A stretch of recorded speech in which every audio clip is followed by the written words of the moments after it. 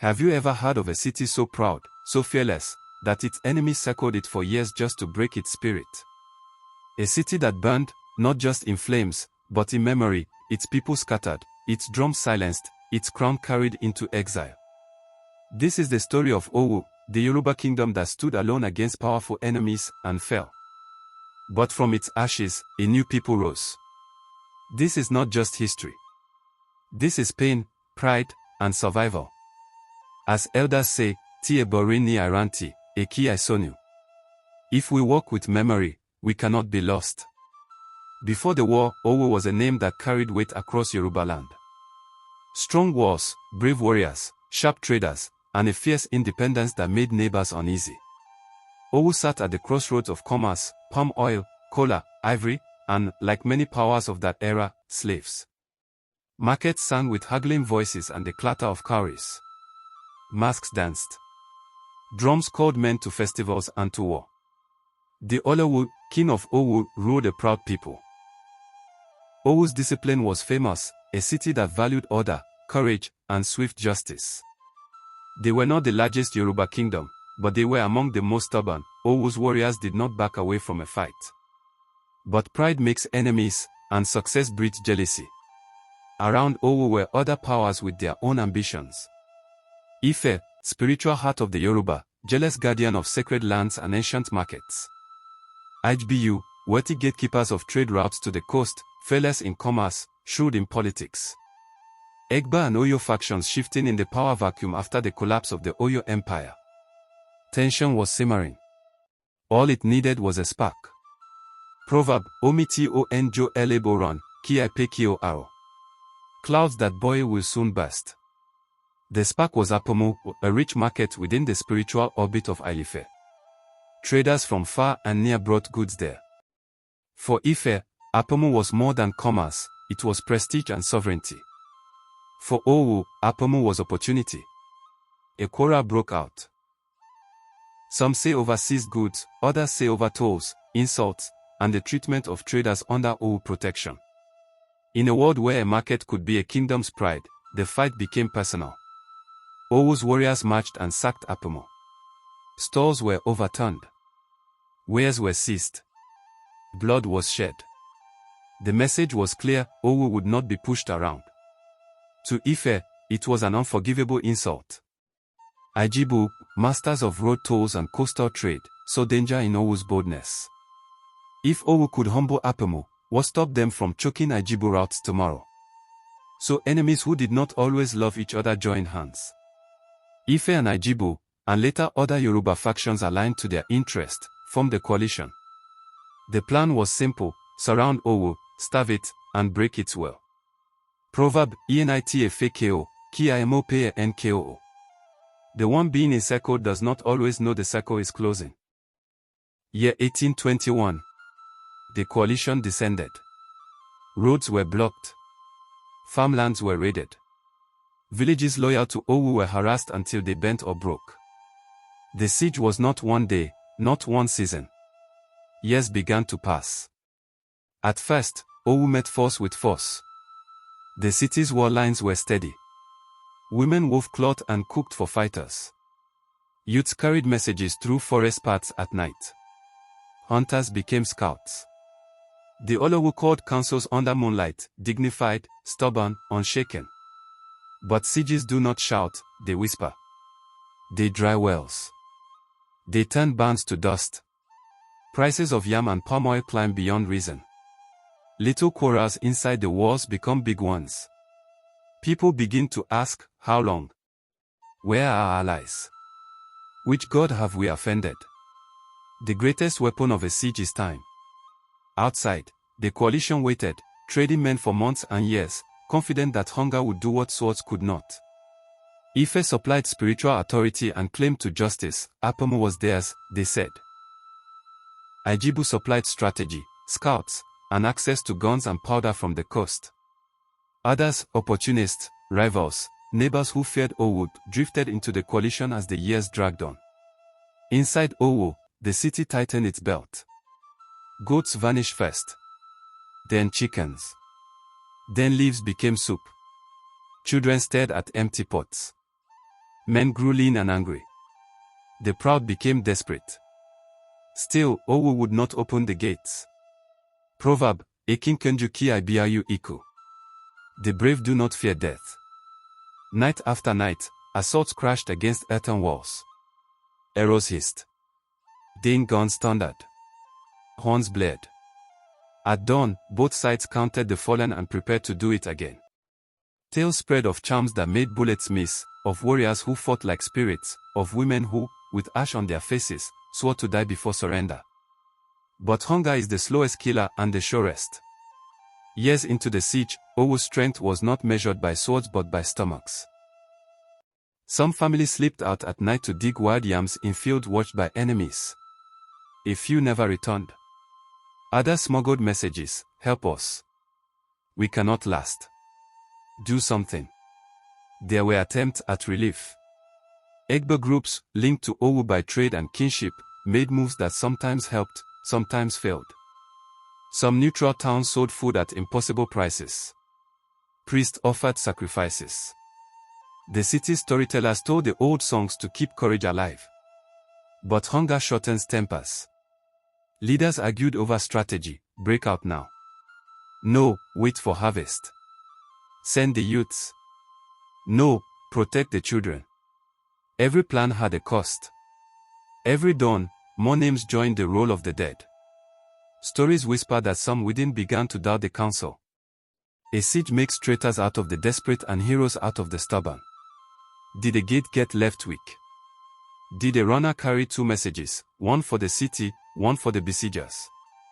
History does not always say plainly. It only shows the result. A city that once stood like iron began to shake. On a dim morning, after years of grinding pressure, the coalition pressed a decisive assault. Battering rams, ladders, and fire. Smoke crawled along the walls. Drums pounded from outside and inside, the heartbeat of a dying city. Owu's gate gave way. What followed was not battle, it was ruin. Proverb, by Aina Bojoni Kit Ojurie Lope. When the fire flares suddenly, pity comes too late. The fall was a storm. Warriors who had starved for years suddenly found strength in anger. Houses burned, roofs of thatch, beams of wood, the histories of families crumbling in a single afternoon. The market square, once a dance of cowries, became a field of ashes. Shrines were smashed. Drums were split. Owu, the proud city, was broken. Some were killed where they stood, sword in hand. Some were led away in ropes, prisoners to be sold or ransomed. Some, especially women and children, ran into the forest, guided only by the memory of hidden paths and the hope of distant kin. The Olawu's palace, symbol of Owu's heart, did not escape the fire. The regalia, the sacred objects of authority, were scattered, seized, or carried off in panic by loyal hands. One story says a warrior hid the crown beneath a wrapper, another says a priest buried a staff beneath a tree and swore the ground to keep the secret. What is certain is this: the city was gone. War does not count tears. It simply moves on. Outside the ruins, the coalition stood among smoke and heat and the smell of endings. Ife had avenged Apumo. Ajibu had protected its trade. Others had proved their strength. Yet even victors looked around and saw what victory cost: fields destroyed, families broken, trade interrupted by the very violence meant to protect it. Proverb, Ti Ogun Botan, E Mosaiko Oku. When war ends, we count the dead. And the counting at Owu would have taken days. But the story of Owu does not end in ashes. It bends, painfully, toward survival. From the ruins, Owu refugees moved like a river. Trickles at first, then streams, then a flood.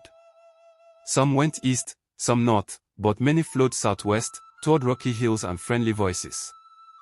There, among the Egba, in lands that would become Abeokuta, the displaced found a place to breathe.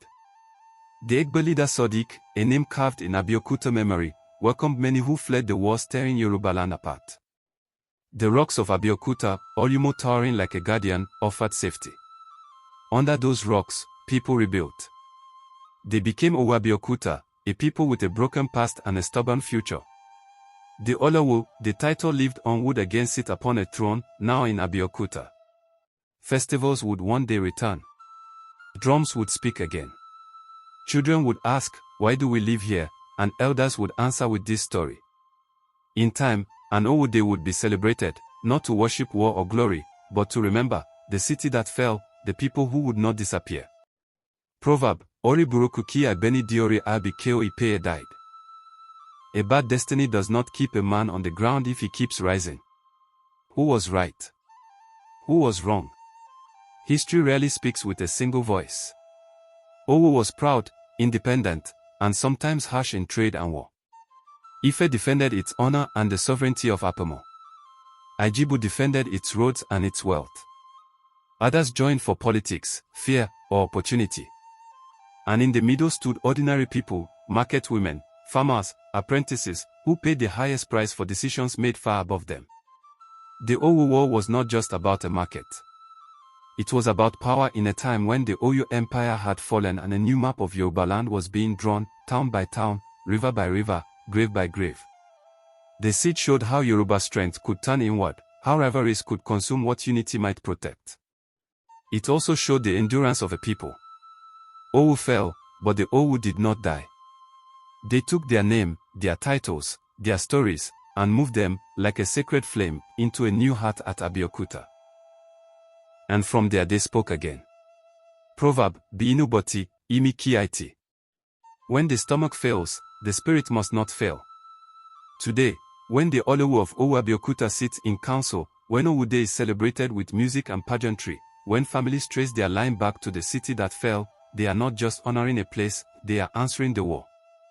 They are saying, we remember. They are saying, you burn our houses, but not our name. They are saying, we plant where we were uprooted. The ruins of Orelowu, the ancestral homeland in today's ocean axis, still whisper to those who listen. Trees grow where compounds once stood. Birds perch on stones that were once altars. If you stand quietly, you may hear the wind carry a drumbeat you cannot quite place, a memory turning in the leaves. When Yoruba fight Yoruba, everyone loses. When pride burns brighter than wisdom, markets burn. And when a city falls, it does not vanish if its people carry the story. Proverb. Agbera Otoki Aitubep. The enemy's power cannot defeat true unity. Apomu market at dawn, rows of goods, laughter, cowries clinking. A shout. A fight. Smoke rising. Ife council, beaded crowns, hard eyes. This insult cannot stand. Ajibu war camp, guns cleaned, scouts setting out, traders counting powder and lead. Roads choked, farms trampled, Owu gates shut, signal fires on the hills. Owu child staring at an empty pot, mother stirs leaves into tin soup. Shadows on the wall, ladders rising, horns blasting, pop-pop. A morning where birds do not sing. Then the final assault, gate cracking, flames, chaos. A woman picks up a broken drum frame. A man lifts soil to his forehead and whispers, Emopoda. We will return.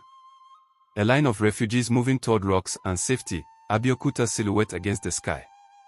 A new throne room, leaner than the old, a crown placed, a drum's first heartbeat after years of silence. The fall of Owu was not the end of Yoruba wars. There would be more battles, more betrayals, more lessons written in blood and dust. Not long after, the land would shake again in the Jolomi War, a battle so fierce that people said the river itself turned red.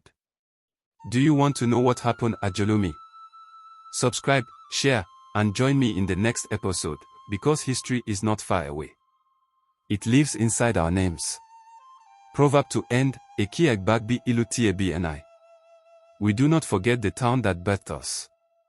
If you love this story, like, comment your family's version of the Owu War, and subscribe for the next chapter, the Jolomi War, when the hills cried.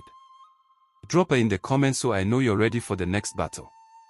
Happy birthday to all August celebrants. @Oliewanufimiabidemi057@gmail.com